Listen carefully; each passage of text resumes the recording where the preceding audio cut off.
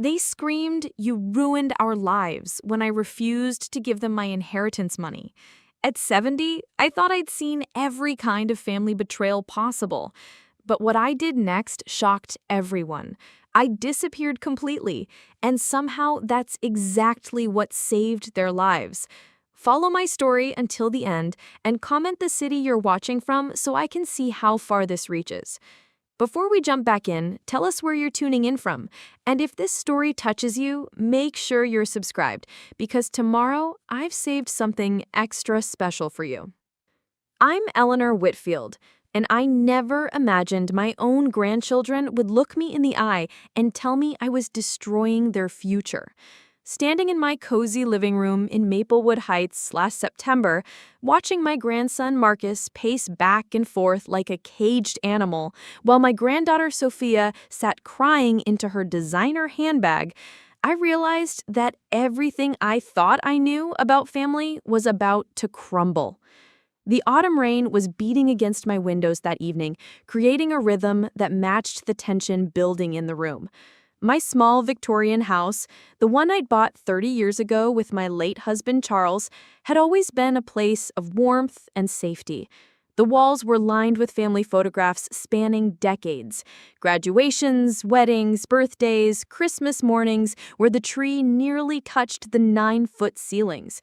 Pictures of Rebecca, my beloved daughter, at every stage of her life. Pictures of Marcus and Sophia as toddlers with chocolate-smeared faces, as children building sandcastles at Sunset Beach, as teenagers awkwardly posing for prom photos. Happy memories frozen in time, back when love didn't come with price tags attached. The house itself told the story of my life's work. Every piece of furniture had been carefully chosen and saved for over decades.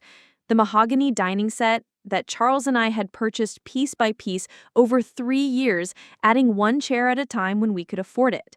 The Persian rug in the living room that we'd bought on our 15th anniversary trip to Philadelphia, carrying it home on the train because we couldn't afford shipping. The built-in bookshelves that Charles had installed himself, working every weekend for 2 months to create the library I'd always dreamed of. Nothing had been handed to us. Everything had been earned through patience, sacrifice, and careful planning. "Grandma Ellie, you have to understand," Marcus said, running his hands through his perfectly styled hair for the 10th time in 5 minutes. His expensive suit was wrinkled from the 3-hour drive down from Burlington City, and his usually confident demeanor was cracking under pressure. The Armani tie that had probably cost more than my monthly electric bill was loosened at his throat, and there were dark circles under his eyes that suggested he hadn't been sleeping well. "We're not asking for charity. We're asking for what's rightfully ours, what Mom would have wanted us to have." The mention of Rebecca hit me like a physical blow, just as I suspected Marcus intended it to be. My daughter had passed away 2 years earlier from pancreatic cancer, a battle that had lasted 8 brutal months. I could still see her in that hospital bed at Riverside Medical Center, her once vibrant auburn hair gone from chemotherapy, her green eyes still sharp with intelligence despite the medication that made her drift in and out of consciousness. During those final weeks, when she was weak and the medications made her thoughts fuzzy, she had whispered to me about her worries for Marcus and Sophia. Not about money, never about money. She worried about their character, their sense of entitlement, their inability to handle setbacks. "Mom," she had said, holding my hand with what little strength she had left, her voice barely audible above the beeping machines. "Promise me you won't make things too easy for them. They need to learn to stand on their own feet. I've seen what happens to people who get everything handed to them. They never learn to appreciate anything. They become," she had paused, searching for words, "they become takers instead of givers. Promise me you'll let them struggle a little. It's the only way they'll grow into the people they're meant to be." I promised her, holding her fragile hand in both of mine, feeling the weight of that commitment settle into my bones. It was one of the last coherent conversations we'd had before the cancer took her ability to speak clearly. And now, sitting here listening to her children demand money they hadn't earned, I understood exactly what she was trying to protect them from. For 43 years, I had worked as a high school principal at Riverside Academy in downtown Thronfield. The brick building with its ivy-covered walls had been my second home, the place where I had dedicated my life to shaping young minds, teaching responsibility, and watching teenagers grow into capable adults. I had arrived every morning at 7:30, stayed until at least 6 o'clock in the evening, and spent countless weekends at school events, graduation ceremonies, and parent conferences. I had seen thousands of students pass through those halls, and I had learned to recognize the signs of entitlement early. The students who got their way through tears and tantrums became adults who used the same tactics in their personal and professional relationships. They never learned to cope with disappointment, to solve problems independently, or to build genuine resilience. The ones whose parents solved every problem for them grew up expecting the world to continue that pattern. They were often the most miserable adults I encountered, constantly frustrated that life didn't hand them what they wanted, unable to find satisfaction in achievements they actually earned. Conversely, the students who learned to work for what they wanted, who faced consequences for their choices, who were allowed to fail and then figure out how to recover, those were the ones who sent me wedding invitations 20 years later, who named their children after me, who credited their success to the lessons they learned about perseverance and self-reliance. I had saved every penny of my principal's salary, lived modestly in the same house for 3 decades, driven my Honda Civic for 15 years until the transmission finally gave out, and invested wisely in mutual funds and municipal bonds. Charles and I had started with nothing. He worked at the Thornfield Steel Mill. I taught elementary school before moving into administration, and we built our security dollar by dollar, sacrifice by sacrifice. When he passed away from a heart attack 8 years ago, I continued the same careful financial management that had gotten us through 42 years of marriage. The result was a comfortable nest egg of nearly $800,000, money I had planned to leave to my grandchildren eventually, but not yet, and certainly not under these circumstances. "Your mother," I said carefully, settling into my favorite armchair, the blue velvet one that Charles had surprised me with for our 20th anniversary, the one where I'd rocked Rebecca to sleep as a baby and later read bedtime stories to Marcus and Sophia, "wanted you to learn the value of hard work and independence. She made me promise to let you find your own way first.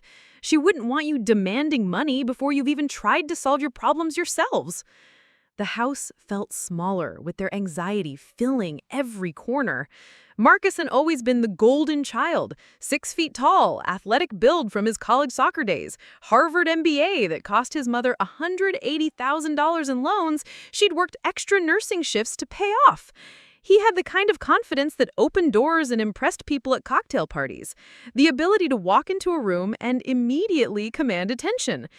At 32, he had climbed the corporate ladder at Zenith Technologies in Burlington City, earning a 6-figure salary as a senior project manager and living in a penthouse apartment in the newly developed Riverside district that cost $4,200 per month, more than I spent in 3 months. I remembered visiting that apartment once, shortly after he'd moved in. The floor-to-ceiling windows overlooked the Connecticut River. The marble countertops in the kitchen cost more than my car, and the monthly homeowners association fees alone were $800. Marcus had given me a tour with obvious pride, pointing out the smart home technology, the imported Italian fixtures, the walk-in closet that was larger than my bedroom. "This is what success looks like, Grandma," he had said, and I had smiled and congratulated him, while secretly wondering how sustainable such an expensive lifestyle could be. Sophia, 28, had inherited her mother's striking features and keen intelligence, along with Rebecca's stubborn streak that could be either an asset or a liability depending on how it was channeled. She had graduated from Pemberton Law School with honors, landing a position at Morrison, Ketchum & Associates, one of the most prestigious firms in the state capital. Her starting salary was impressive, her career trajectory promising, and she drove a white BMW 3 Series that she'd financed over 7 years to keep the monthly payments manageable. She lived in a trendy apartment in the Capital District, wore clothes that looked like they belonged in fashion magazines, and traveled to Europe every summer with friends from law school. They had both seemed so successful, so secure in their adult lives. I had been proud of them, bragging to my neighbors about their achievements, sending them care packages during their busy work seasons, calling them every Sunday evening to catch up on their lives. When had that pride turned into this desperate demand for money? When had their visits stopped being about family connection and started being about financial need? Looking back, I could see the signs I had missed. The subtle complaints about money during our phone calls. The way they always seemed stressed about bills despite their good salaries. The expensive purchases that didn't quite make sense if they were truly building financial security. The way they had started asking pointed questions about my financial situation, my retirement planning, my estate arrangements. "Your mother," I said carefully, settling into my favorite armchair, the blue velvet one that Charles had surprised me with for our 20th anniversary, the one where I'd rocked Rebecca to sleep as a baby and later read bedtime stories to Marcus and Sophia, wanted you to learn the value of hard work and independence. She made me promise to let you find your own way first. She wouldn't want you demanding money before you've even tried to solve your problems yourselves. Sophia's head snapped up, her mascara smeared but her eyes blazing with anger. The tears were real, I could see that, but there was something calculated behind them that made my stomach turn. It was the same expression I had seen on hundreds of teenagers' faces over the years when they were caught cheating on tests or lying about missing assignments. The tears of someone who was genuinely upset, but upset because they'd been caught, not because they were truly sorry. "Solve our problems? Grandma, do you have any idea what we're facing?" Her voice rose with each word, and I found myself glancing toward the windows, hoping the neighbors couldn't hear. Marcus lost his job at the tech company 3 months ago. The whole department was eliminated in budget cuts. 27 people laid off on the same day with only 2 weeks severance. I'm drowning in student loans from law school. $180,000 that I'll never pay off on my current salary, not with interest rates what they are. We both have mortgages we can't afford because we bought when the market was high and everyone said real estate only goes up. Meanwhile, you're sitting on a fortune doing nothing with it except letting it collect dust in bank accounts. The entitlement in her voice took my breath away. These weren't children asking for help. These were adults demanding what they believed they deserved simply because they shared my blood. The way she said sitting on a fortune made it sound like I was hoarding treasure while they starved, when the truth was I lived on my modest pension and Social Security, rarely spending money on anything beyond necessities. My monthly budget was carefully managed. $1,200 for property taxes and homeowners insurance, $150 for utilities, $300 for groceries, $200 for medications not covered by Medicare, $100 for gas and car maintenance, and perhaps $300 for miscellaneous expenses. I shopped at discount stores, used coupons religiously, bought generic brands whenever possible, and considered a dinner at the local diner a major splurge. The idea that I was living extravagantly on my savings was absurd. I worked for 43 years to build that security, I said quietly, feeling my own anger beginning to simmer beneath the surface. Every dollar represents a sacrifice, a choice to save instead of spend, to plan for the future instead of living for today. Your mother understood that. She never once asked me for money, even when things were tight for her as a single mother. This was true, and it was one of the things I had most admired about Rebecca. After her husband David left when Sophia was just 5 years old, simply vanished one day, leaving a note saying he wasn't ready for the responsibility of family, Rebecca could have easily asked me to help support the children.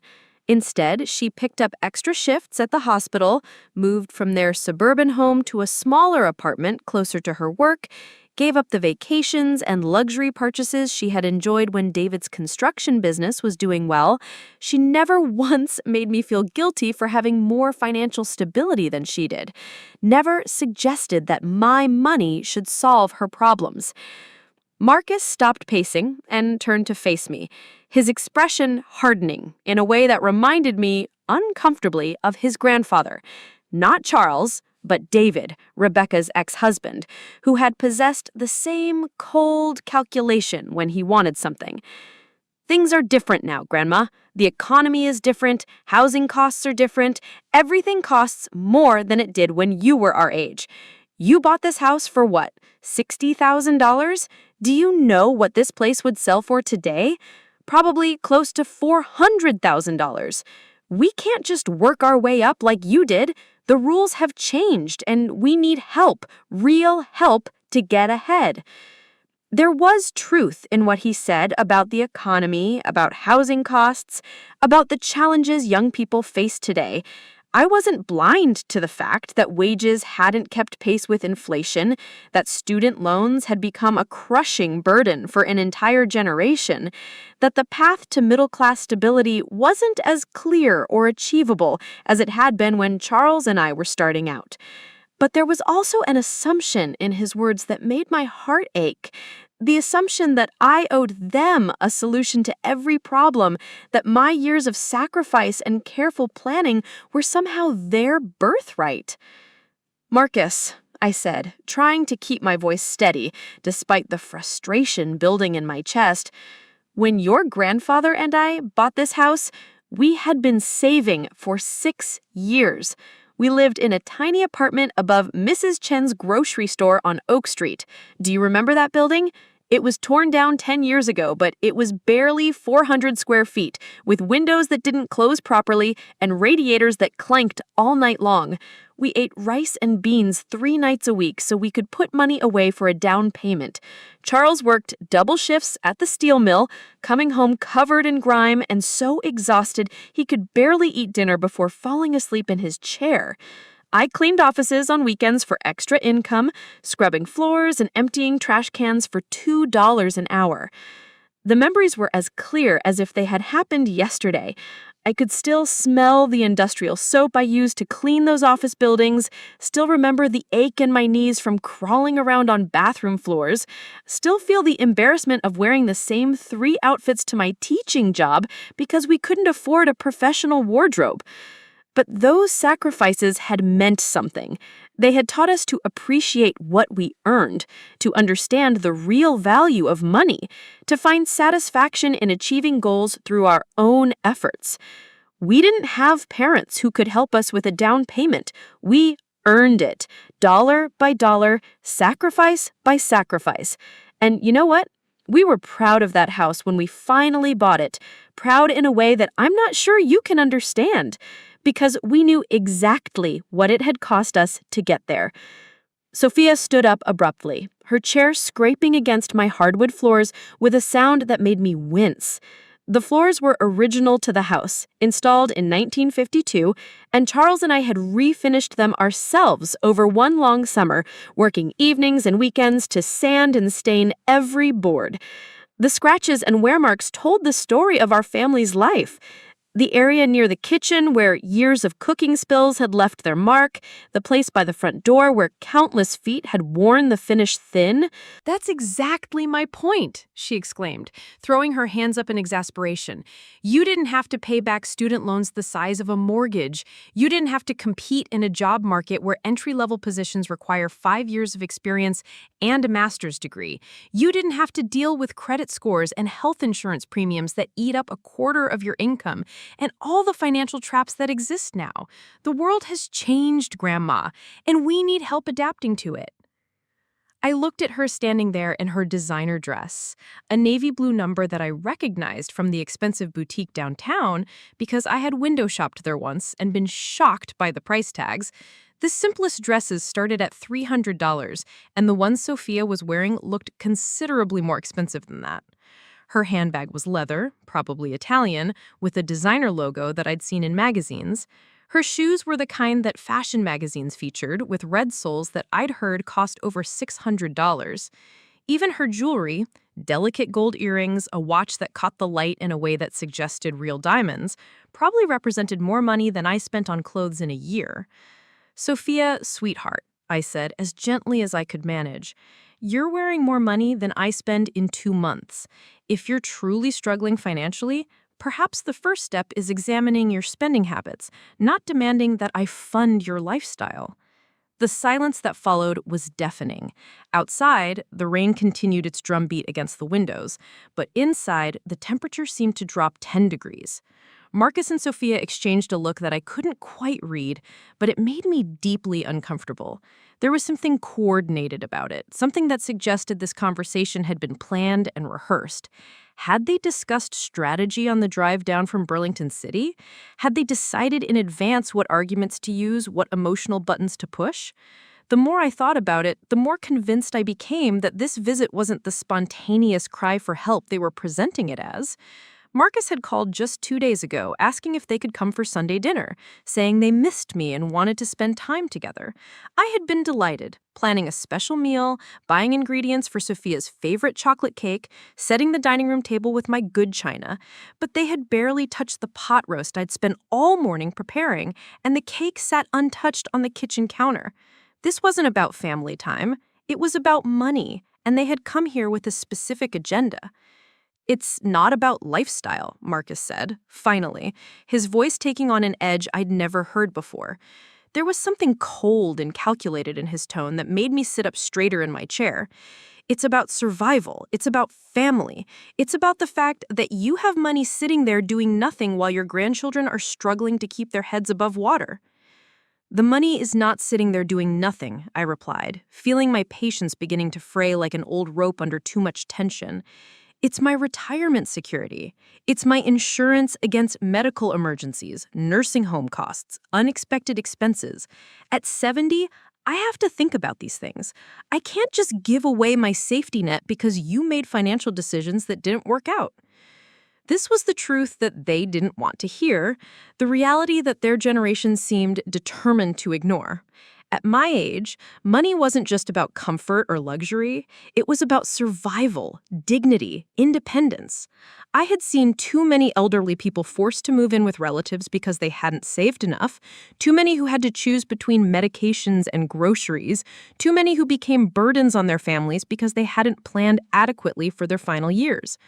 My $800,000 might seem like a fortune to Marcus and Sophia, but in the reality of modern healthcare costs, it could disappear quickly. A single serious illness, a few months in intensive care, a year or two in a quality nursing home, any of these could wipe out my savings entirely. And then what? Would my grandchildren who were demanding money from me now be willing and able to support me when I needed care? Based on what I was seeing today, I seriously doubted it. Sophia's laugh was bitter and sharp, a sound devoid of affection or warmth. "Safety net? Grandma, you live in a paid-off house worth hundreds of thousands of dollars. You have pension income, Social Security, Medicare coverage. You're more financially secure than most people half your age.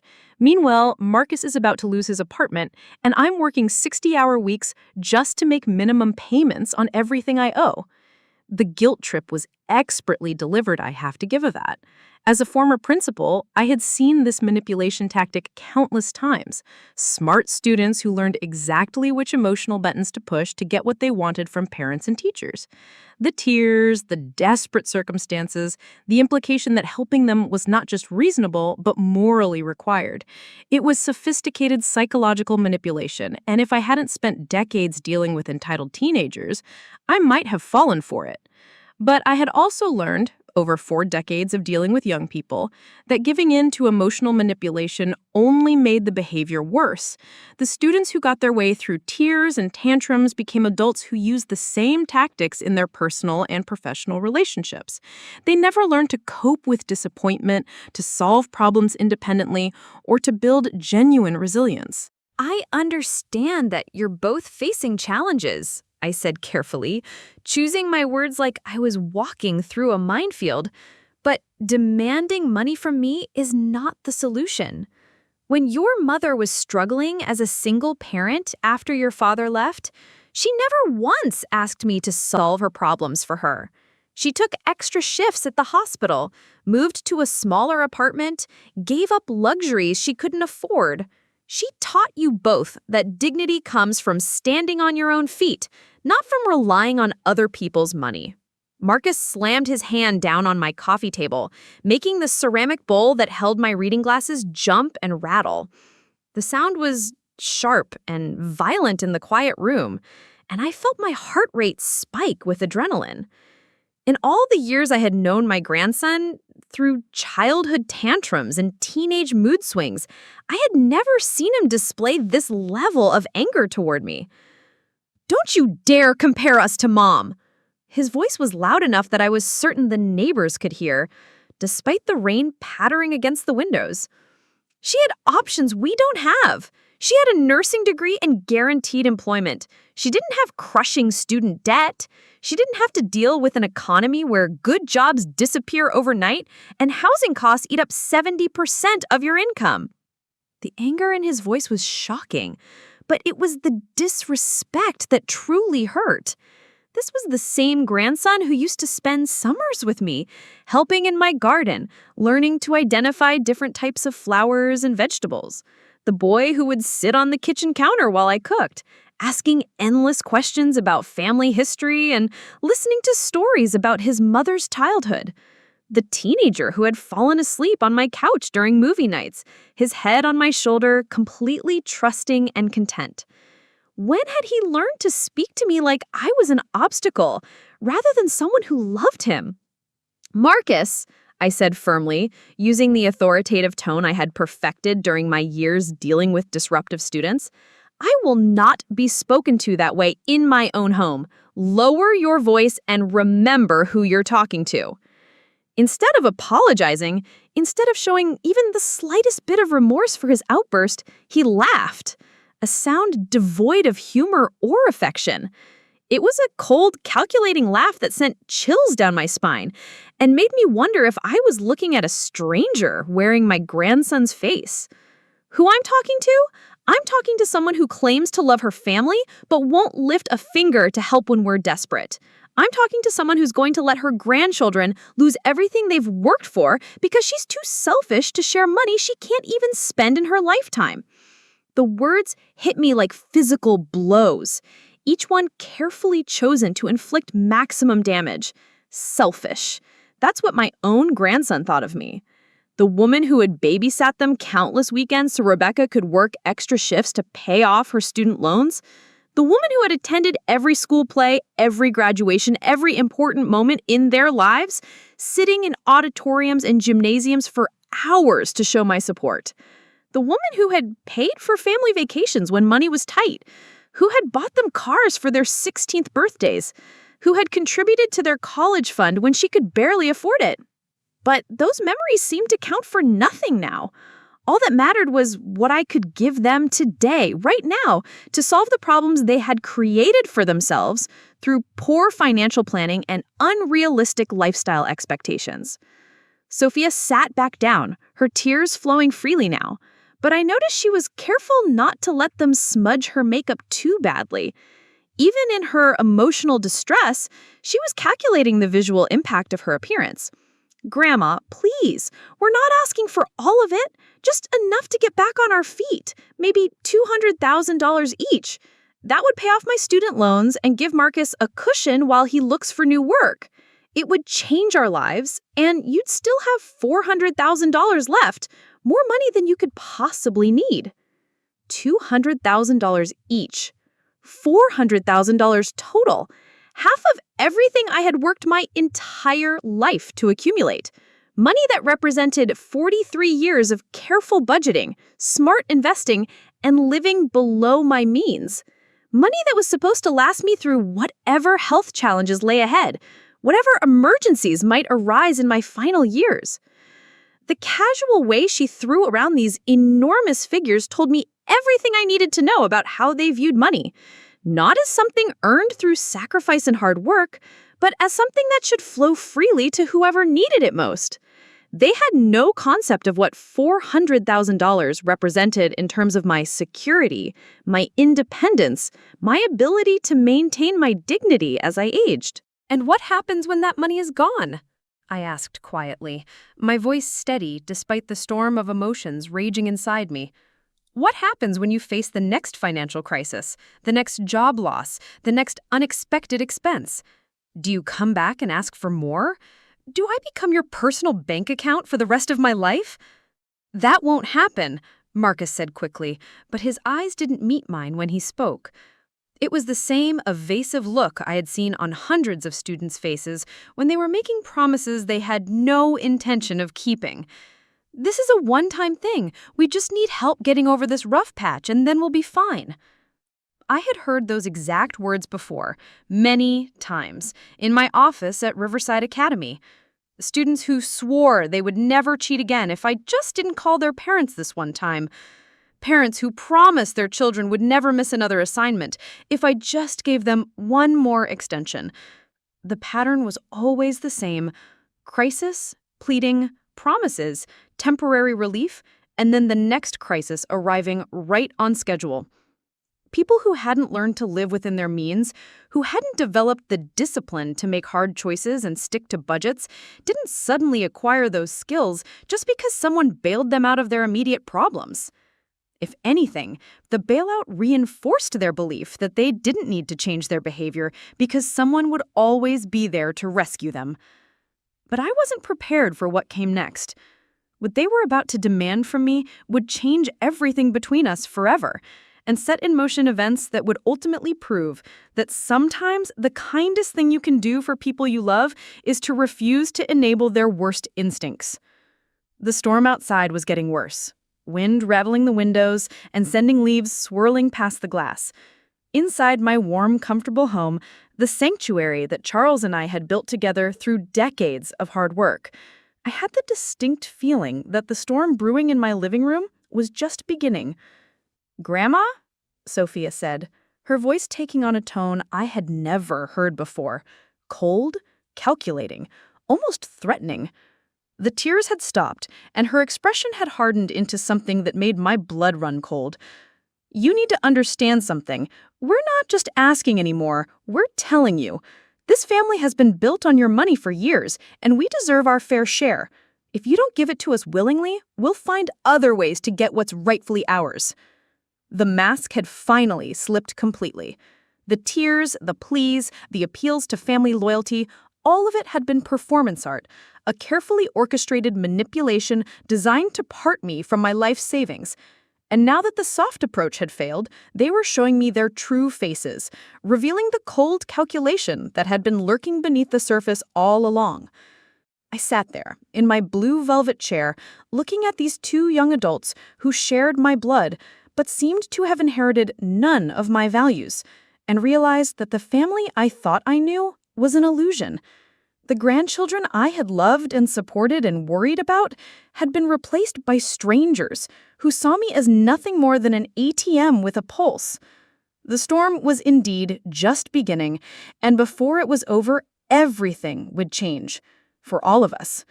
Little did I know that their threats were about to escalate far beyond anything I could have imagined, and my response would shock them in ways they never saw coming. The silence that followed Sophia's threat stretched between us like a taut wire ready to snap. Outside, the September storm had intensified, and I could hear the old oak tree in my backyard groaning under the weight of the wind. Inside my Victorian home on Elmwood Avenue, the atmosphere had become equally turbulent. I sat there in my blue velvet armchair, studying the faces of my grandchildren, really looking at them for perhaps the first time in years, and began to see details I had somehow missed before. Marcus stood by my fireplace, his expensive suit wrinkled from the long drive, and his usual confidence replaced by something harder and more desperate. At 32, he had always been the golden child, the one who seemed to glide through life on natural charm and inherited intelligence. But now, under the soft glow of my table lamps, I could see the stress lines around his eyes, the way he jaw-clenched when he thought I wasn't looking, the barely controlled panic that had replaced his usual easy smile. When had my grandson become someone capable of threatening an elderly woman for money? When had the sweet boy who used to help me plant tomatoes in my garden transformed into this cold stranger who spoke to me like I was an obstacle to be overcome rather than a family member to be respected? Sophia had settled back into the wingback chair that had belonged to my mother, her designer dress spread carefully to avoid wrinkles, her tear-stained makeup somehow still managing to look professionally applied. At 28, she had inherited Rebecca's striking bone structure and quick wit, But where my daughter had used her intelligence to build a nursing career that helped people, Sophia seemed to have weaponized hers for manipulation and intimidation. I thought about the little girl who used to curl up in that same chair for bedtime stories, who would beg me to read just one more chapter of whatever novel had captured her imagination. That child had been curious about everything, asking endless questions about why people made the choices they did, what motivated them to be kind or cruel, how the world worked beneath its surface. Now she was using that same analytical mind to dissect my emotional vulnerabilities and exploit them for financial gain.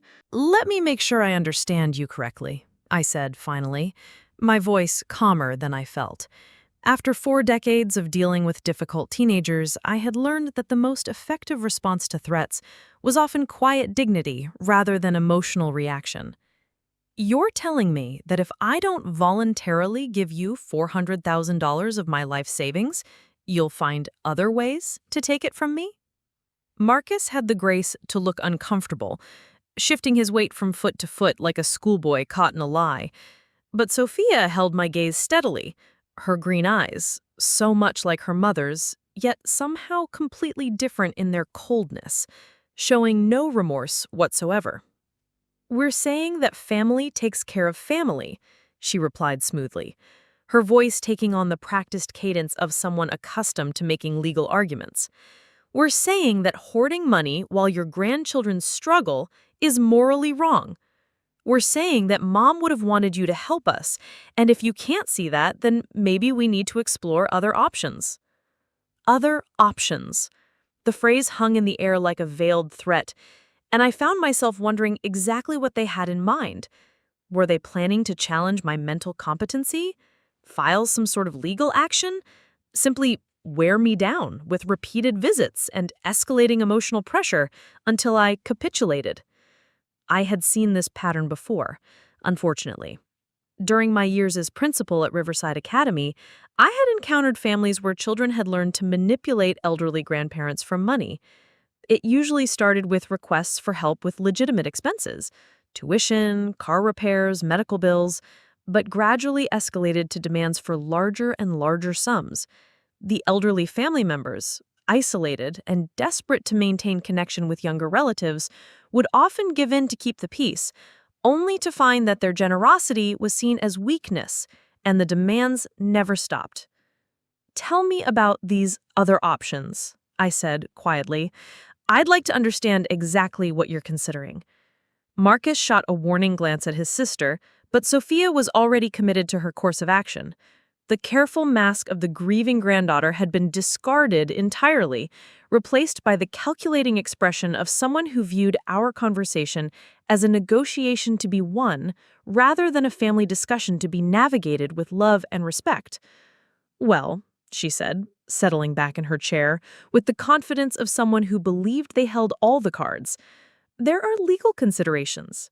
Elder abuse laws work both ways, Grandma.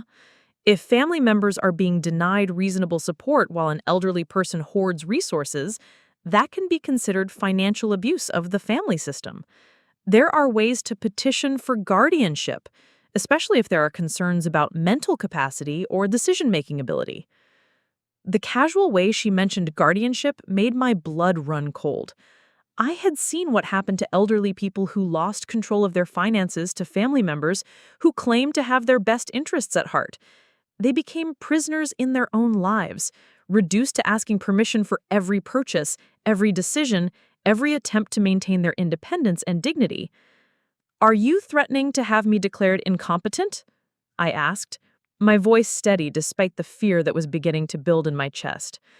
"Of course not," Marcus said quickly, shooting another worried look at his sister. "Nobody's talking about anything that drastic. We're just saying that families should work together, should support each other through difficult times. We're hoping you'll see reason." But Sophia was clearly past the point of diplomatic language. "What Marcus is trying to say is that we have options if you continue to be unreasonable about this. We know people in the legal system, Grandma. We know how these things work. It would be much easier for everyone if you just agreed to help us voluntarily." I studied her face as she spoke, looking for any trace of the granddaughter I had loved and raised and worried about for 28 years.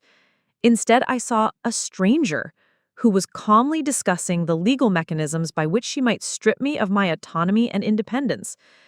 The transformation was so complete, so shocking, that I wondered if I had ever really known her at all. "How long have you been planning this?" I asked, the question emerging from some deep well of intuition that I hadn't even realized was operating. "How long have you two been discussing strategies for getting my money?" The look that passed them was answer enough. This wasn't a spontaneous crisis that had driven them to desperate measures. This was a calculated campaign that had been developing for weeks or months. They had discussed my finances, analyzed my vulnerabilities, developed tactical approaches for different scenarios.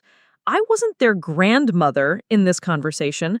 I was a target to be acquired through whatever means necessary. The realization hit me with the force of a physical blow. Every recent phone call, every casual question about my health and living situation, every expression of concern about my aging and isolation, all of it had been reconnaissance, gathering intelligence for this moment when they would make their demands and threaten consequences if I refused. "It's not like that," Marcus said, but his voice lacked conviction. "We've been worried about you, living alone in this big house, managing your finances without help. We thought maybe it was time to have some serious family discussions about the future." About my future, I corrected. About my money and how you think it should be distributed. Not about what I want or need or have planned for my remaining years. The distinction was important, and I could see that they understood it even if they didn't want to acknowledge it. This entire conversation had been about their needs, their problems, their vision of how family resources should be allocated. At no point had either of them asked about my concerns, my fears about aging, my hopes for my final years, my own dreams of how I might want to spend the money I had worked so hard to accumulate. Sophia stood up abruptly, pacing to the window where she could look out at the storm-lashed street. My neighborhood in Maplewood Heights was one of the older sections of Thornfield, where modest homes from the 1940s and 50s had been lovingly maintained by generations of working-class families. The Kowalskis next door had lived there for 37 years, raising 4 children and eventually helping with 6 grandchildren. The Patels across the street had moved in when their youngest son started high school and stayed through his college graduation and first job. It was a community where people took care of each other, where neighbors shoveled each other's sidewalks in winter and shared vegetables from their gardens in summer. But it was also a community where people minded their own business, where the kind of raised voices coming from my living room tonight would be diplomatically ignored. If my grandchildren were planning something that required legal intervention, my neighbors wouldn't necessarily know until it was too late to help. "You know what I think?" Sophia said, turning back from the window with a new edge to her voice. "I think you've been living alone too long. I think the isolation has made you paranoid and suspicious. Normal grandparents want to help their families succeed. Normal grandparents find joy in supporting the next generation. The fact that you're so resistant to helping us suggests that maybe you're not thinking as clearly as you used to." The gaslighting was sophisticated and cruel. She was suggesting that my reluctance to hand over hundreds of thousands of dollars was evidence of mental decline rather than rational self-preservation. It was exactly the kind of argument that could be used to support a legal challenge to my competency, creating a narrative where my refusal to be financially exploited became proof that I was no longer capable of making sound decisions. "My thinking is perfectly clear," I replied firmly, "clear enough to recognize emotional manipulation when I see it. Clear enough to understand that demanding money from elderly relatives is wrong, regardless of how that demand is packaged. Clear enough to know that real family members don't threaten legal action when they don't get their way." Marcus moved closer to his sister, and I could see them exchanging glances that seemed to contain entire conversations. They were recalibrating their approach, trying to decide whether to escalate their threats or retreat to a more subtle form of pressure. The coordination between them was unsettling, suggesting that they had indeed planned various scenarios for this confrontation. "Look, Grandma," Marcus said, adopting what I recognized as his professional voice, the tone he probably used in corporate meetings when he was trying to close difficult deals. "Let's step back and think about this rationally. We're not asking you to give us money for frivolous things. These are legitimate financial emergencies that could destroy our futures if they're not addressed quickly." He moved to the coffee table where he had apparently prepared a presentation of sorts, pulling out his phone and what looked like printed financial documents. The level of preparation was staggering. They hadn't just decided to ask for money, they had created supporting materials to justify their demands. "Look at these numbers," he continued, spreading papers across my coffee table like a salesman making a pitch. "My severance from Zenith Technologies runs out next month. After that, I have no income, but still have to make an $8,400 monthly rent payment plus another $800 in association fees. My savings account has $3,400 in it. Do the math, Grandma. I'll be bankrupt within 60 days unless something changes." The documents looked official, bank statements, budget spreadsheets, termination letters. But I found myself wondering how much of the story they told was accurate. Had Marcus really been laid off, or had he been fired for performance issues? Were his expenses truly as fixed as he claimed? Or were there lifestyle changes he could make to reduce his costs? Was bankruptcy really imminent? Or was he simply unwilling to take the steps necessary to live within his reduced means? "And my situation is even worse," Sophia added, producing her own set of papers. "My student loan payments are $1,847 per month for the next 18 years. My mortgage is $2,600 a month. My car payment is $510. My minimum credit card payments are $340. Add in insurance, utilities, food, and basic living expenses, and I need $6,800 per month just to survive. My take-home pay after taxes is $6,200. I'm already $600 short every month, and that's before any unexpected expenses." These are serious numbers, I acknowledged, looking over the documents they had spread across my table. But they're also choices you've both made about how to live your lives. Marcus, did anyone force you to rent a $4,200 apartment?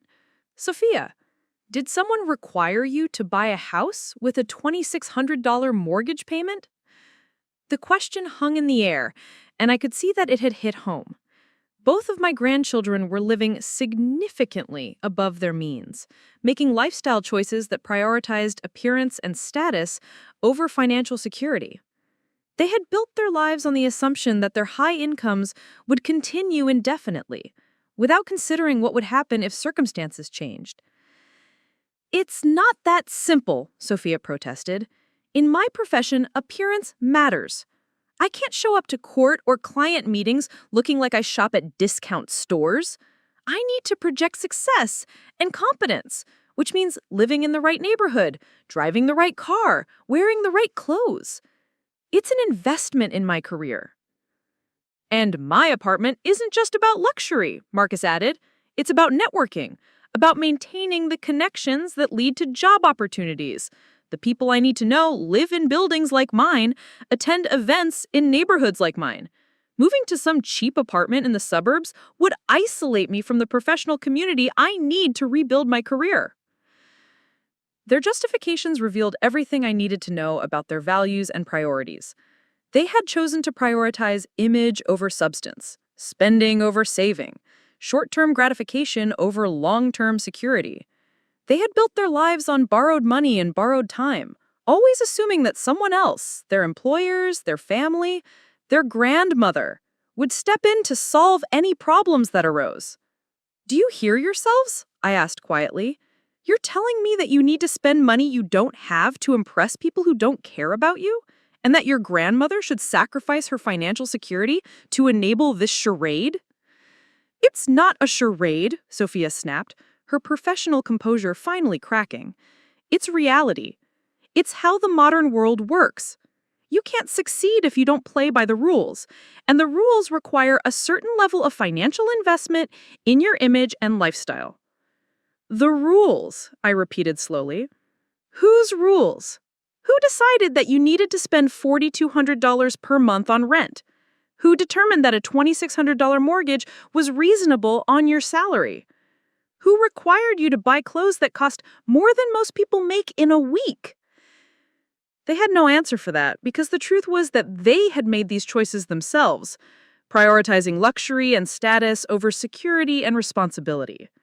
They had built their lives on borrowed money and borrowed time, always assuming that someone else, their employers, their family, their grandmother, would step in to solve any problems that arose. The storm outside had reached its peak, with wind howling around the house and rain lashing against the windows. But the storm inside my living room was just beginning to build. I could see the anger and frustration growing in my grandchildren's faces as they realized that their carefully prepared presentation wasn't having the desired effect. "You know what the real problem is here?" Marcus said, his voice taking on a nasty edge that I had never heard before. "You've been alone for too long. You've forgotten what it means to be part of a family. Uncle David was right about you." The mention of David, Rebecca's ex-husband, who had abandoned his family when the children were young, was clearly intended to wound me. But it also revealed something important about the broader family dynamics at play here. David had reappeared in Marcus and Sophia's lives a few years ago after nearly 20 years of absence, claiming to want a relationship with his adult children. I had been skeptical of his motives then, and now I wondered if he had been poisoning them against me, perhaps hoping to position himself as their ally in extracting money from the family. "What exactly did David tell you about me?" I asked, genuinely curious about what lies he might have been spreading. "He said you always thought you were better than everyone else because you had money. He said he looked down on him when he was married to Mom, made him feel like he wasn't good enough for your daughter. He said you probably turned Mom against him because you wanted to control everything." The revisionist history was breathtaking in its audacity. David left Rebecca and the children because he was having an affair with a woman from his construction crew, not because of any interference from me. He disappeared for 20 years, making no effort to maintain contact with his children or provide any financial support. Now he was apparently presenting himself as a victim of my machinations, rewriting the past to cast himself as the wronged party and me as the villain. Marcus pulled out his phone and began scrolling through what appeared to be notes from their legal consultation. Well, there are several options depending on the severity of the situation. In mild cases, the court might appoint a financial advisor to help review major decisions. In more serious cases, a family member could be granted limited guardianship over financial matters. In the most severe cases, full guardianship might be necessary to protect the individual from their own poor judgment. Full guardianship. The words sent ice through my veins. I had seen what happened to elderly people who lost legal control of their lives. They became prisoners in their own bodies, unable to make any significant decisions without permission from their appointed guardian. They couldn't write checks, make investments, buy gifts for grandchildren, or even move to a different residence without court approval. It was a living death of dependence and humiliation, and my own grandchildren were casually discussing it as a reasonable solution to my refusal to fund their lifestyles. "Of course, we're hoping it won't come to that," Sophia said with false sweetness. "If you're willing to work with us voluntarily to show that you understand the importance of family cooperation and support, then legal intervention wouldn't be necessary. But if you continue to be unreasonable, if you persist in putting your own hoarding instincts ahead of family welfare, then we might not have a choice." The ultimatum was delivered with professional polish, but it was an ultimatum nonetheless. Give us your money willingly, or we'll take legal action to force you to give it to us. Submit to our demands, or lose your independence entirely. It was extortion dressed up in legal language and concern for my welfare. "How long have you been planning this?" I asked, genuinely curious about the timeline of their betrayal. "When did you first start discussing legal action against me?" The question seemed to catch them off guard, and I saw another one of those quick glances pass between them. They had clearly hoped to present this as a reasonable response to my unreasonable behavior tonight, not as a premeditated campaign that had been in development for months. "It's not like we wanted to consider legal options," Marcus said defensively, "but over the past few months, we've become increasingly concerned about your isolation, your suspicious attitude toward family members, your unwillingness to engage in normal family financial planning discussions." "What family financial planning discussions?" I asked sharply. "When did we ever have conversations about my money that weren't initiated by you asking for it?" The silence that followed was telling. They couldn't point to any legitimate discussions about my financial planning because there hadn't been any. Every conversation about money had been them identifying needs and me being expected to provide solutions. They had never asked about my own financial concerns, my healthcare planning, my preferences for how my money should be managed as I aged. "That's exactly the problem," Sophia said, recovering quickly from the awkward pause. "Normal families have open discussions about financial planning, estate arrangements, long-term care options. The fact that you've avoided these conversations, that you've kept your financial situation secret from family members who care about you, suggests that you're not thinking clearly about these issues." More gaslighting. My privacy about my personal finances was being reframed as secretiveness that indicated mental decline. My independence was being portrayed as isolation that endangered my welfare. My reluctance to discuss my inheritance plans with people who clearly saw me as a source of funding was being characterized as abnormal family dysfunction. I haven't kept my financial situation secret. I've simply maintained normal boundaries about personal financial information. Most people don't share detailed financial data with family members unless there's a specific need for that information. "But we're not most people," Marcus protested. "We're your family. We're the people who care about you, who worry about your welfare, who will be responsible for taking care of you if something happens. Don't we have a right to understand your financial situation so we can help you plan appropriately?" The manipulation was becoming more transparent, but also more disturbing. They were positioning themselves as caring family members whose only concern was my welfare, while simultaneously threatening legal action if I didn't comply with their demands. They wanted access to my financial information not to help me plan for my future, but to better understand what assets they could claim and how best to access them. "Let me ask you something," I said, settling back in my chair and studying their faces carefully. "If I agreed to give you the money you're asking for, what would happen to our relationship afterward? Would you still visit regularly? Would you still call every Sunday? Would you still be concerned about my welfare and isolation?" The question seemed to surprise them, and I could see them calculating how to respond. They needed to maintain the fiction that their demands were motivated by love and concern rather than greed, but they also needed to be careful not to commit to ongoing obligations that might interfere with their plans to access more money in the future. "Of course we're hoping it would still be close," Sophia said with false sweetness. "That's the whole point. By helping us now, you'd be strengthening our family bonds. We'd be grateful for your support, and that gratitude would bring us closer together." "About my future," I corrected. "About my money and how you think it should be distributed. Not about what I want or need or have planned for my remaining years." The distinction was important, and I could see that they understood it even if they didn't want to acknowledge it. This entire conversation had been about their needs, their problems, their vision of how family resources should be allocated.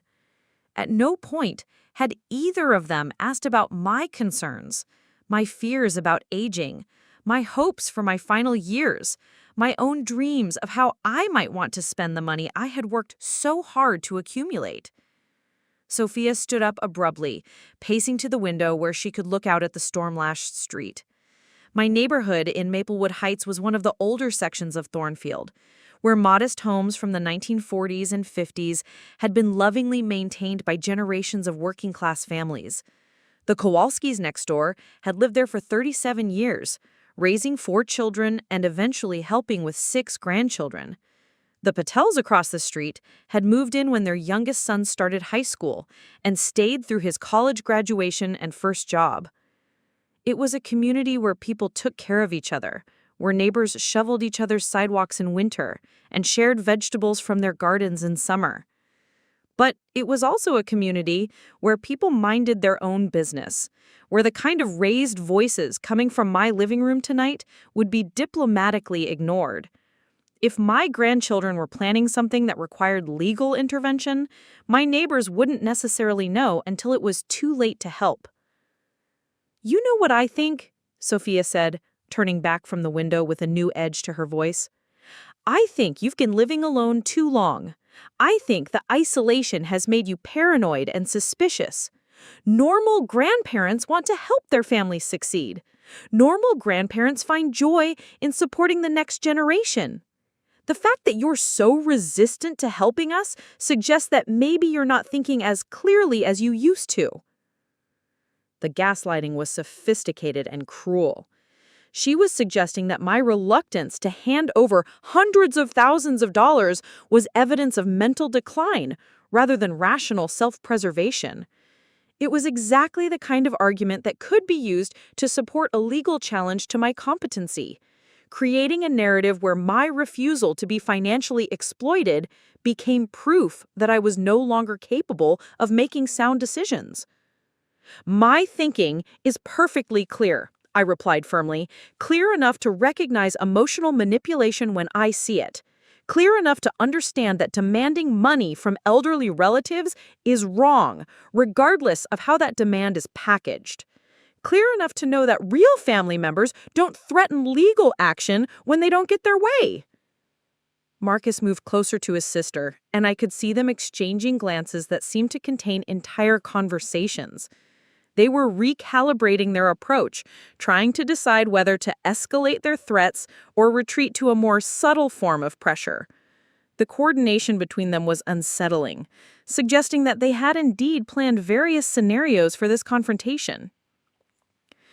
"Look, Grandma," Marcus said, adopting what I recognized as his professional voice, the tone he probably used in corporate meetings when he was trying to close difficult deals. "Let's step back and think about this rationally. We're not asking you to give us money for frivolous things. These are legitimate financial emergencies that could destroy our futures if they're not addressed quickly." He moved to the coffee table where he had apparently prepared a presentation of sorts, pulling out his phone and what looked like printed financial documents. The level of preparation was staggering. They hadn't just decided to ask for money, they had created supporting materials to justify their demands. "Look at these numbers," he continued, spreading papers across my coffee table like a salesman making a pitch. "My severance from Zenith Technologies runs out next month. After that, I have no income, but still have to make an $8,400 monthly rent payment plus another $800 in association fees. My savings account has $3,400 in it. Do the math, Grandma. I'll be bankrupt within 60 days unless something changes." The documents looked official, bank statements, budget spreadsheets, termination letters. But I found myself wondering how much of the story they told was accurate. Had Marcus really been laid off, or had he been fired for performance issues? Were his expenses truly as fixed as he claimed? Or were there lifestyle changes he could make to reduce his costs? Was bankruptcy really imminent? Or was he simply unwilling to take the steps necessary to live within his reduced means? "And my situation is even worse," Sophia added, producing her own set of papers. "My student loan payments are $1,847 per month for the next 18 years. My mortgage is $2,600 a month. My car payment is $510. My minimum credit card payments are $340. Add in insurance, utilities, food, and basic living expenses, and I need $6,800 per month just to survive. My take-home pay after taxes is $6,200. I'm already $600 short every month, and that's before any unexpected expenses." "Grateful," I repeated thoughtfully. "For how long?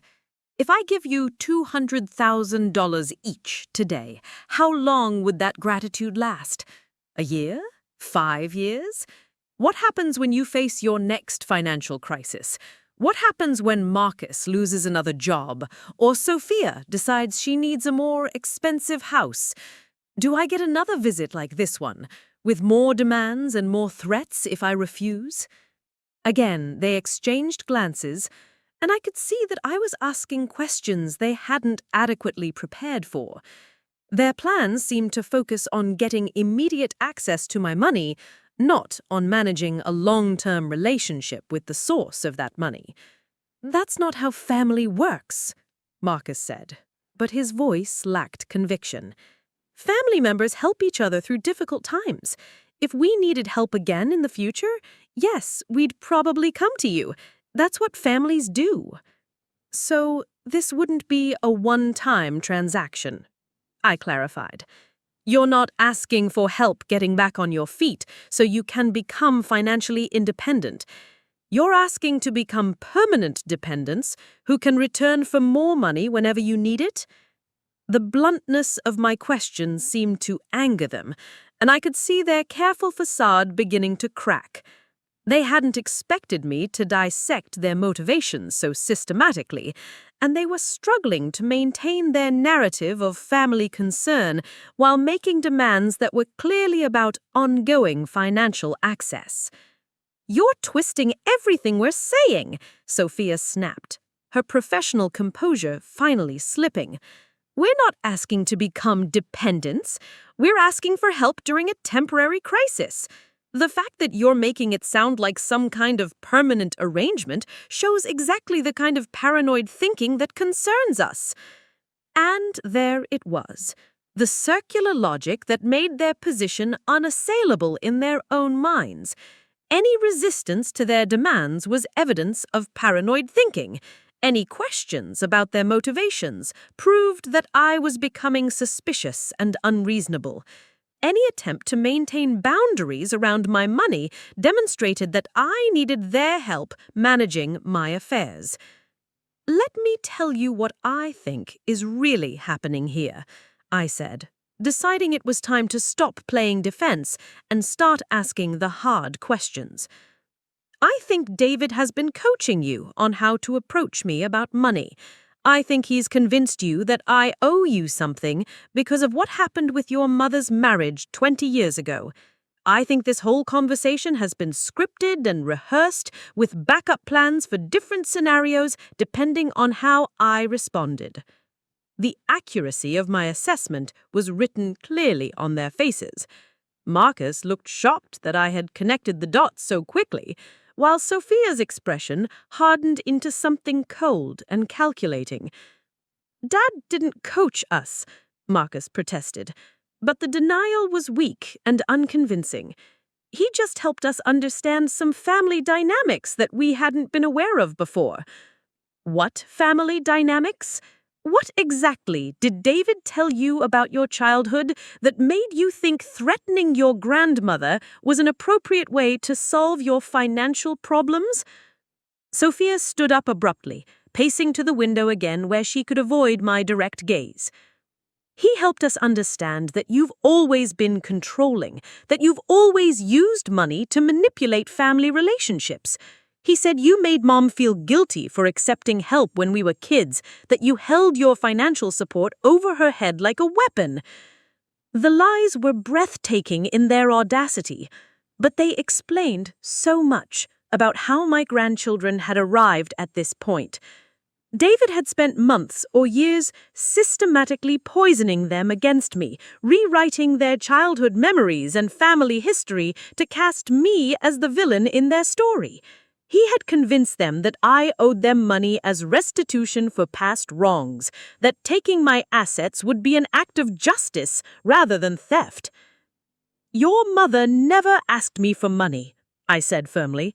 "Not once, in all the years she was raising you alone. She was proud of her independence, proud of her ability to provide for her children through her own hard work. The idea that I held financial support over her head is a complete fabrication." "That's not what Dad says," Marcus replied, but he was beginning to sound less certain. "He says you were always comparing what you provided to what he couldn't provide, making him feel inadequate and unwelcome in his own family. David made himself unwelcome by having an affair and abandoning his responsibilities, I shot back. I didn't need to make him feel inadequate. His own actions accomplished that quite effectively. The room fell silent except for the continued drumming of rain against the windows. Outside, I could see that the storm was beginning to move on, but inside my living room, the atmospheric pressure seemed to be building towards something much more destructive. "You know what?" Sophia said suddenly, turning back from the window with a new hardness in her expression. "This conversation is pointless. We came here hoping to have a reasonable discussion about family support, but it's clear that you're too set in your ways to see reason." She began gathering the financial documents they had spread across my coffee table, her movements sharp and angry. "We gave you a chance to do the right thing voluntarily, grandmother. We offered you the opportunity to help your family during a crisis and to strengthen our relationships through mutual support. And since you've chosen to be selfish and unreasonable," Marcus added, standing up and straightening his expensive suit, "we'll have to pursue other options. The lawyers said that cases like this usually take 3 to 6 months to work through the court system. During that time, you'll be spending thousands of dollars on legal fees while we present evidence of your declining mental capacity and inability to manage your affairs responsibly."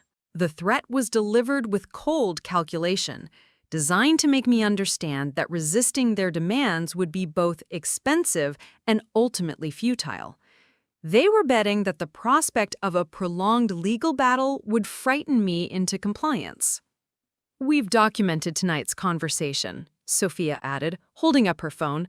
"Your refusal to provide reasonable family support, your paranoid accusations about our motives, your inappropriate hostility toward family members who are simply asking for help during a crisis. It all supports the pattern of declining judgment that the lawyers said would be central to our case." I stared at the phone in her hand, realizing that they had been recording our entire conversation without my knowledge or consent. Every word I had spoken, every emotional reaction they had provoked, every attempt I had made to maintain boundaries around my money, all of it had been captured as evidence to use against me in court. The sophistication of their planning was staggering. They hadn't just consulted lawyers about challenging my competency. They had developed a comprehensive strategy for building a legal case against me. Tonight's visit hadn't been a family discussion. It had been a deliberate provocation designed to capture evidence of my unreasonable behavior. "You recorded this conversation without telling me," I said, my voice barely above a whisper. "We documented a family discussion for our own records," Sophia corrected smoothly, slipping the phone back into her purse.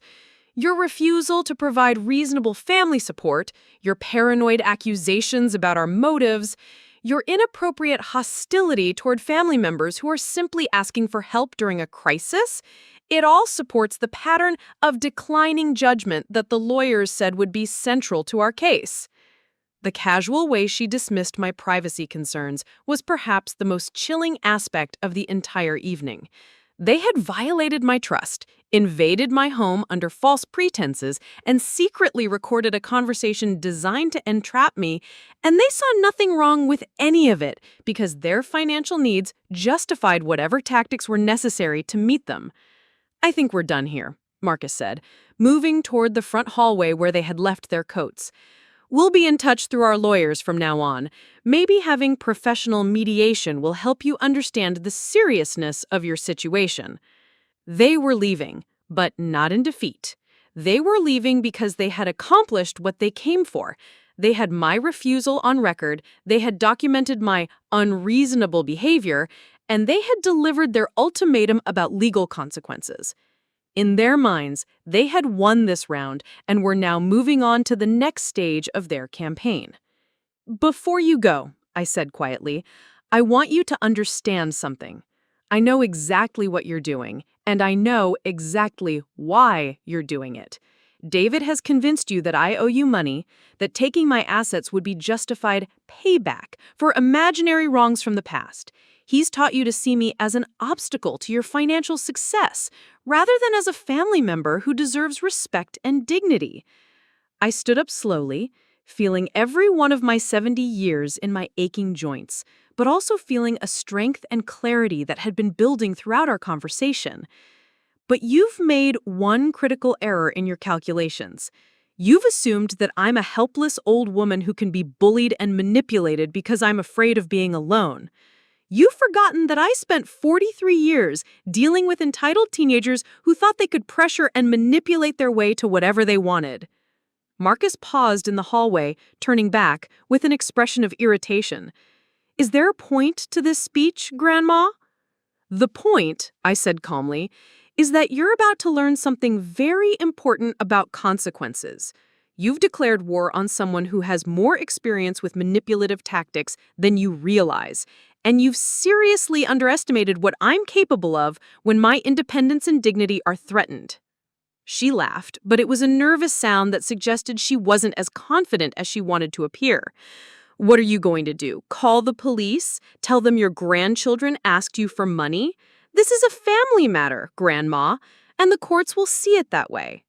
You're right that this is a family matter, I agreed, but it's not the family matter you think it is. This isn't about money. It's about respect, dignity, and the values that hold families together.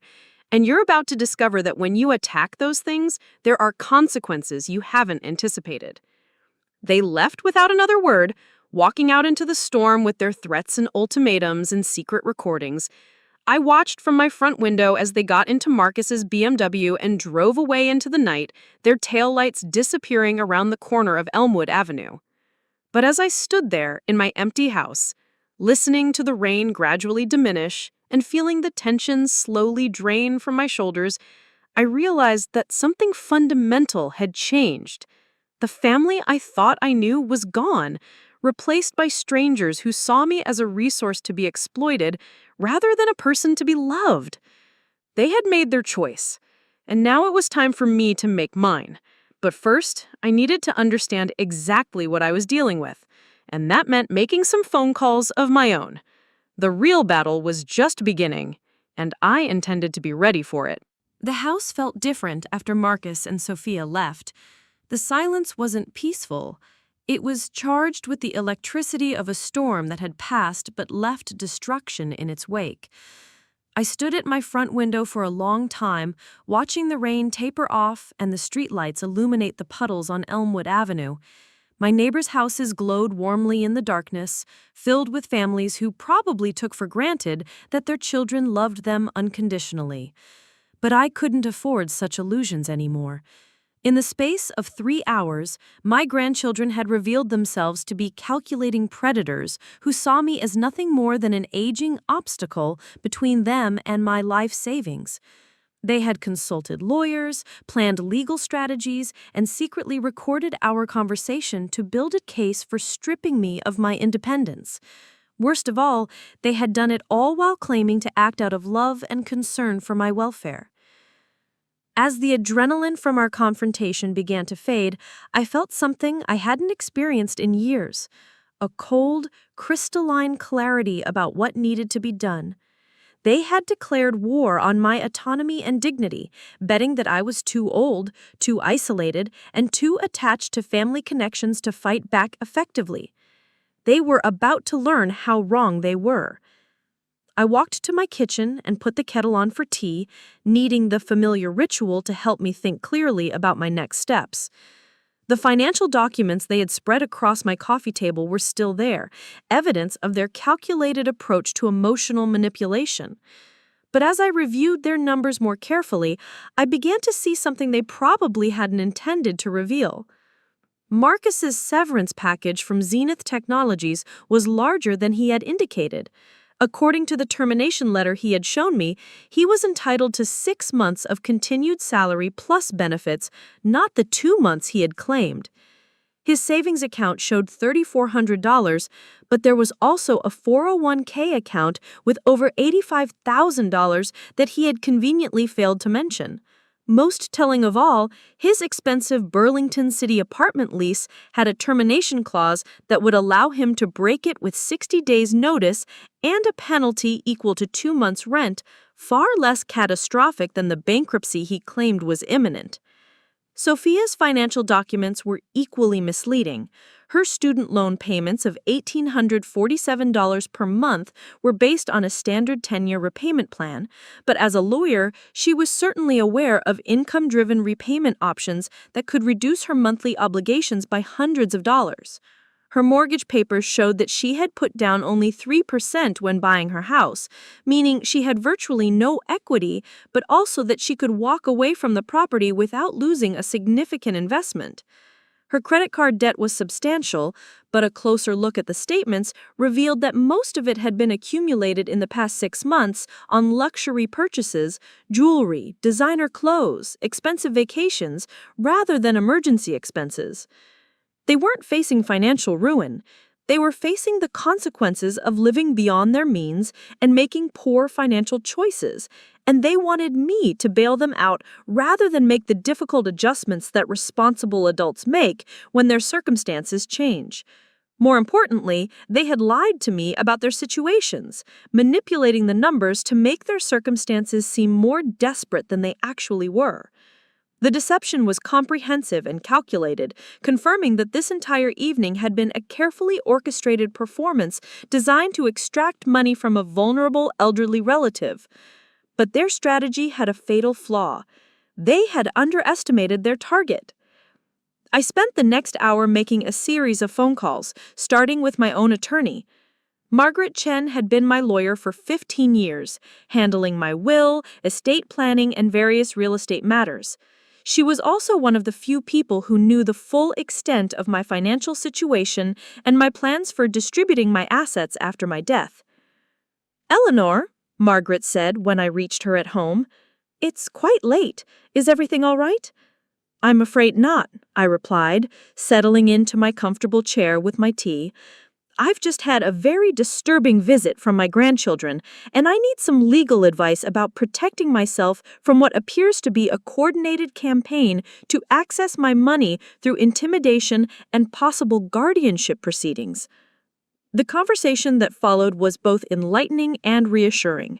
Margaret explained that the threats Marcus and Sophia had made were more bluster than substance, especially given my demonstrable mental competency and financial responsibility. However, she also warned me that guardianship proceedings could be expensive and emotionally devastating even when they ultimately failed.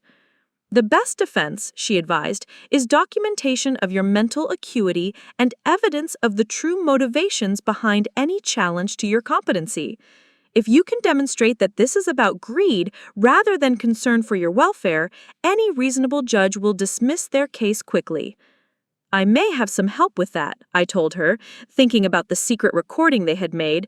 "They documented tonight's conversation themselves, and I don't think the recording will support their narrative the way they believe it will." We talked for another 30 minutes about protective strategies, including the possibility of restructuring my assets to make them more difficult to access through legal action. Margaret agreed to begin working on several protective measures first thing Monday morning, including updated legal documents that would make my intentions regarding my money absolutely clear. My next call was to Dr. Amanda Rodriguez, the geriatrician who had been managing my healthcare for the past 8 years.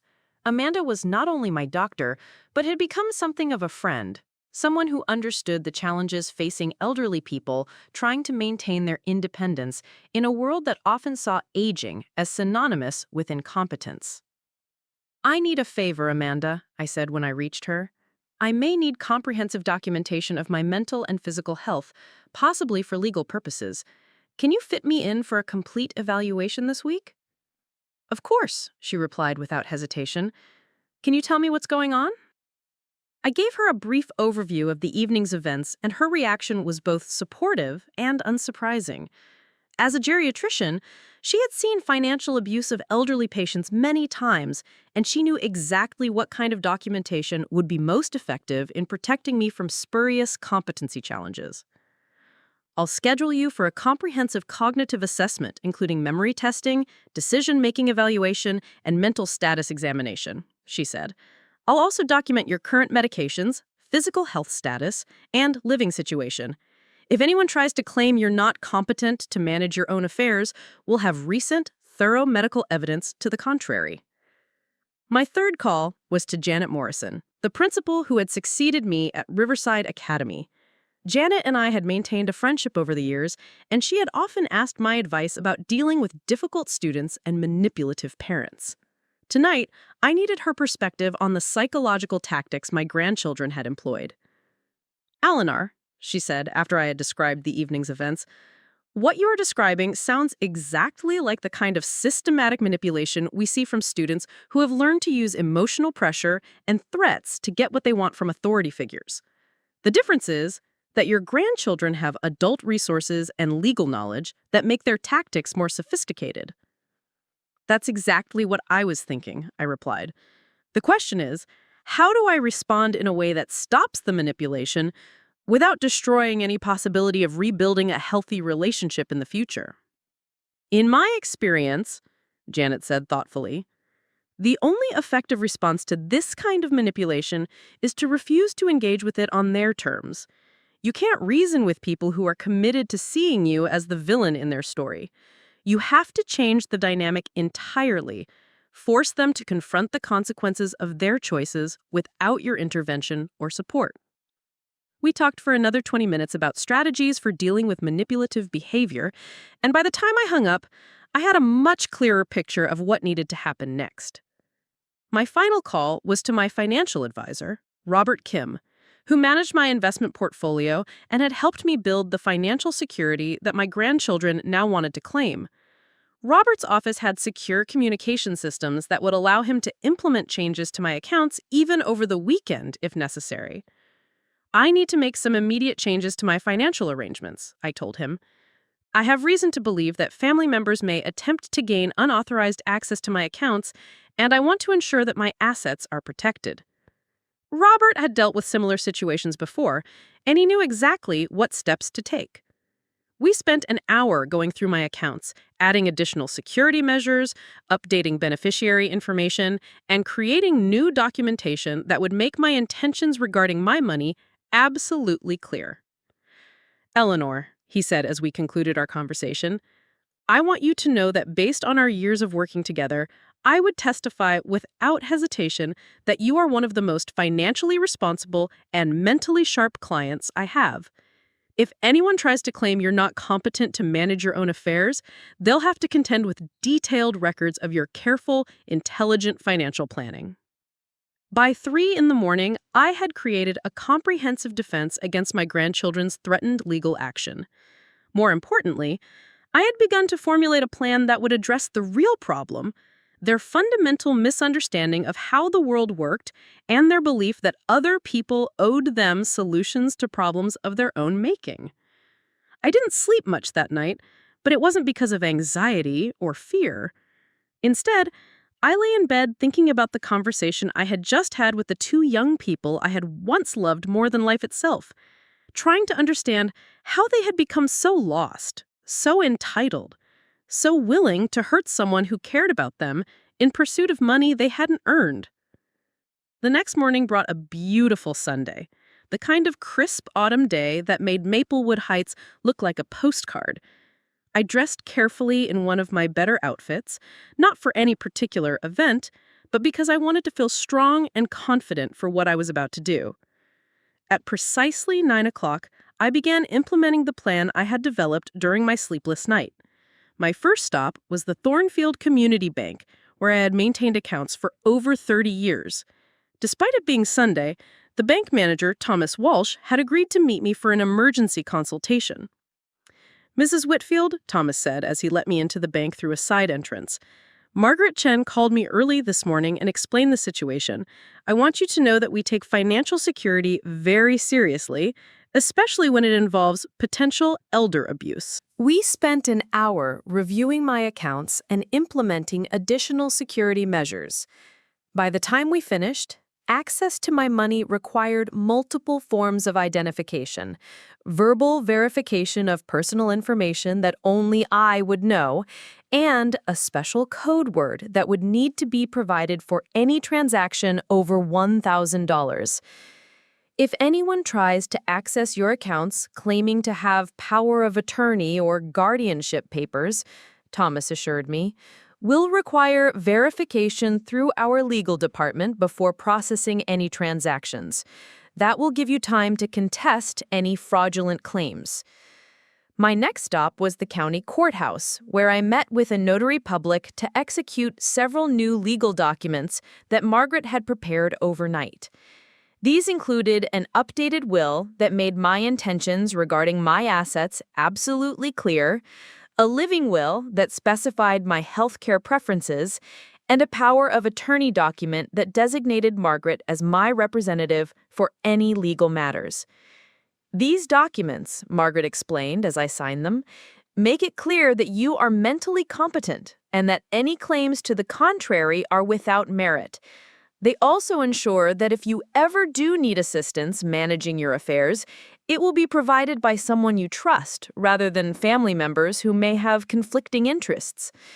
But the most important part of my plan wasn't about protecting my money. It was about changing the fundamental dynamic that had allowed Marcus and Sophia to believe they could manipulate and threaten me with impunity. That afternoon, I sat down at my computer and began writing a letter that would change everything. Dear Marcus and Sophia, I have spent the night thinking about our conversation yesterday evening, and I have reached some important conclusions about our relationship and my plans for the future. First, I want you to know that I see your threats for exactly what they are: attempts to intimidate an elderly relative into funding lifestyle choices you cannot afford through your own efforts. The fact that you consulted lawyers before even attempting to have an honest conversation with me tells me everything I need to know about your priorities and your view of our family relationship. Second, I want to address the lies and distortions you presented about your financial situations. Marcus, your severance package provides 6 months of continued income, not 2, and your 401k contains over $85,000 that you failed to mention. Sophia, your student loan payments could be reduced significantly through income-driven repayment programs, and your financial problems stem largely from luxury purchases made in recent months rather than unavoidable emergencies. You are not facing financial ruin. You're facing the consequences of poor financial planning and unrealistic lifestyle expectations. The solution to those problems is not to demand money from elderly relatives. It is to make the difficult adjustments that responsible adults make when their circumstances change. Third, I want you to understand that your threats of legal action have accomplished something you probably didn't intend. They have freed me from any obligation to consider your feelings or desires when making decisions about my life and my money. You have declared yourselves my enemies rather than my family, and I will respond accordingly. Effective immediately, I am removing both of you from my will. The money you attempted to claim through intimidation will instead be donated to organizations that help elderly people protect themselves from financial abuse by family members. I am also implementing security measures that will prevent any unauthorized access to my accounts, regardless of what legal papers you may eventually obtain. But most importantly, I am leaving Thornfield. By the time you receive this letter, I will be gone from this house, this town, and this state. I am moving somewhere you will not be able to find me, somewhere I can live my remaining years in peace without the threat of manipulation and intimidation from people who share my blood but not my values. You told me last night that I had ruined your lives by refusing to fund your poor financial choices. You were wrong. I am about to fix your lives by removing the source of your resentment and entitlement. Without access to my money, you will be forced to solve your problems through your own efforts. You will learn the value of hard work, careful planning, and living within your means. You will discover that the satisfaction of earning something yourself is far greater than the temporary relief of having someone else pay your bills. Most importantly, you will learn that actions have consequences, and that threatening and intimidating people you love comes with a price you may not be willing to pay. I raised your mother to be strong, independent, and responsible. She faced much greater challenges than either of you are facing now, and she overcame them through her own efforts without demanding that other people sacrifice their security for her convenience. I had hoped she had passed those values on to you, but it appears that David's recent influence has convinced you that you are victims entitled to other people's resources rather than adults responsible for your own lives. You may attempt to find me, but I assure you that you will not succeed. You may attempt to challenge my mental competency, but you will find that I have taken steps to document my cognitive abilities and the true motivations behind your legal threats. You may attempt to claim that I am the villain in this story, but the recording you made last night will not support that narrative when examined by objective observers. I am 70 years old, and I refuse to spend my remaining years being bullied and manipulated by people who see me as a source of funding, rather than a human being deserving of respect and dignity. I am choosing freedom over family, independence over intimidation, peace over the constant threat of financial predation. You screamed that I had ruined your lives. I am now giving you the opportunity to build better lives without my interference. Use it wisely. This is my final communication with both of you. Do not attempt to contact me through lawyers, private investigators, or any other means. Consider our family relationship permanently severed. Eleanor Whitfield. I printed the letter on my best stationery, sealed it in an envelope, and placed it on my kitchen table where my house cleaner would find it on Monday morning, with instructions to mail it after I was gone. Then I began packing. Over the next 12 hours, I systematically dismantled the life I had built in Thornfield over 30 years.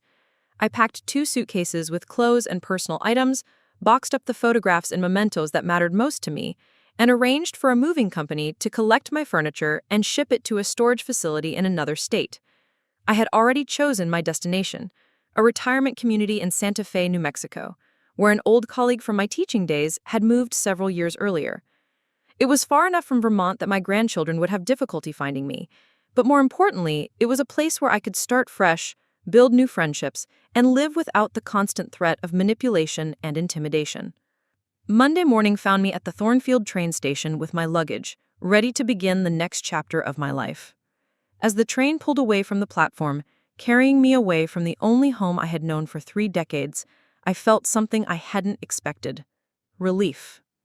I was free. 6 months later, I received a call from Margaret Chen with an update on my former life in Vermont. Marcus and Sophia had indeed attempted to challenge my mental competency, but the case had been dismissed quickly when they couldn't provide a current address for me, and when the recording they had made of our conversation revealed their own threats and manipulative tactics rather than evidence of my incompetence. More importantly, Margaret reported that both of my grandchildren were doing well. Marcus had found a new job in Boston after selling his expensive Burlington apartment and moving to more affordable housing. Sophia had refinanced her house, restructured her student loans, and taken on additional clients to increase her income. They were both living within their means for the first time in years, solving their problems through their own efforts, rather than demanding that other people fund their lifestyles.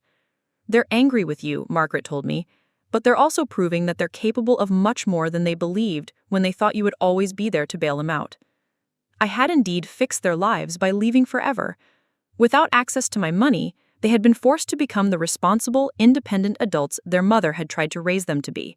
They had learned to stand on their own feet, to make difficult choices, to live with the consequences of their decisions. And I had learned something important too, that love without respect is not love at all, and that the greatest gift you can give someone is the opportunity to discover their own strength. As I sit here in my new home in Santa Fe, New Mexico, surrounded by new friends who value me for who I am rather than what I can provide, I have no regrets about the choice I made. My grandchildren may never forgive me for refusing to enable their entitlement, but someday they may thank me for forcing them to become the people they were always capable of being. Sometimes the most loving thing you can do for someone is to refuse to participate in their self-destruction. Sometimes fixing someone's life means walking away and letting them fix it themselves. And sometimes the best way to respond when someone screams that you've ruined their lives is to give them the space to build better ones. Now, I'm curious about you who listened to my story. What would you have done in my situation? Have you ever had to make the difficult choice between enabling someone you love and forcing them to grow up? Comment below and let me know your thoughts. And if you found this story meaningful, please share it with others who might need to hear it. Thank you for listening to my journey, and remember, sometimes the greatest act of love is setting boundaries and sticking to them, no matter how much it hurts. Now, up next, you've got 2 more standout stories right on your screen. If this one hit the mark, you won't want to pass these up. Just click and check them out. And don't forget to subscribe and turn on the notification bell so you don't miss any upload from us.